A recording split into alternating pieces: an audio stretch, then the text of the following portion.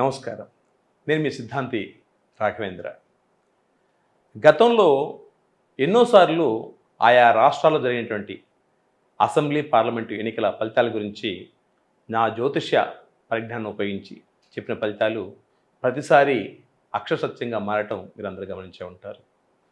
ఇప్పుడు 2024 సంవత్సరంలో తెలంగాణ రాష్ట్రంలో జరిగినటువంటి పార్లమెంట్ ఎన్నికల్లో ఏ పార్టీ ఎన్ని సీట్లు గెలుస్తుంది అనే మీకు చెప్పే ప్రయత్నం నేను చేస్తున్నాను. తెలంగాణ రాష్ట్రంలో దాదాపు దశాబ్ద కాలంగా అప్రతిహతంగా వెలుగొందినటువంటి టీఆర్ఎస్ పార్టీ ఈ పార్లమెంట్ ఎన్నికల్లో కనీసం ఒక్క సీటు కూడా సాధించలేకపోవచ్చు అనేది అందరికీ ఆశ్చర్యం కలిగించే అంశం.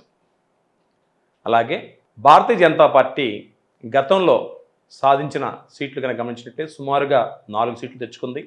ఈసారి అంతకు మించిన సీట్లతోటి విజయ శంఖారావం మోగించే అవకాశం ఉంది.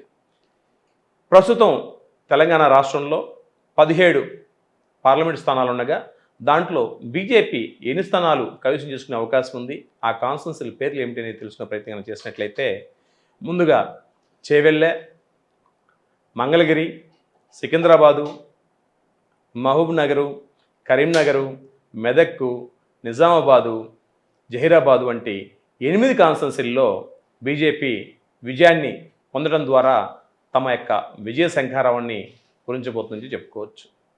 అలాగే ఈ మధ్యనే అధికార పట్టగాల్ని చేజిక్కించుకున్నటువంటి కాంగ్రెస్ పార్టీ గతంలో 3 పార్లమెంటు సీట్లతో సరిపెట్టుకోగా అత్యధికంగా 2024లో జరిగినటువంటి పార్లమెంట్ ఎన్నికల్లో అత్యధికంగా 8 సీట్ల వరకు పొందే అవకాశం ఉన్నట్టుగా తెలుస్తుంది.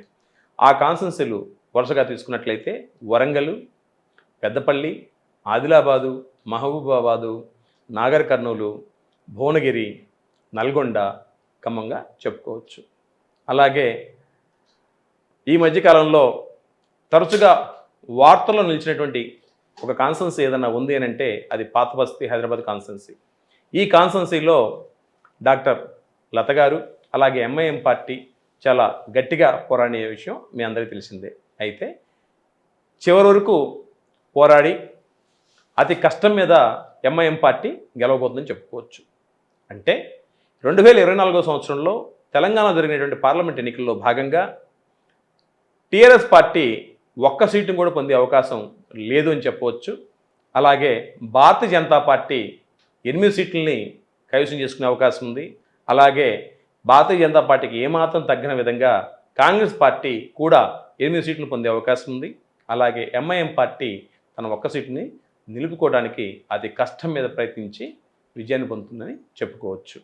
మీ అభిప్రాయాలను, సూచనలను కామెంట్ రూపంలో తెలియజేయండి. మా వీడియోని షేర్ చేయండి. ధన్యవాదాలు. మీ సిద్ధాంత రాఘవేంద్ర.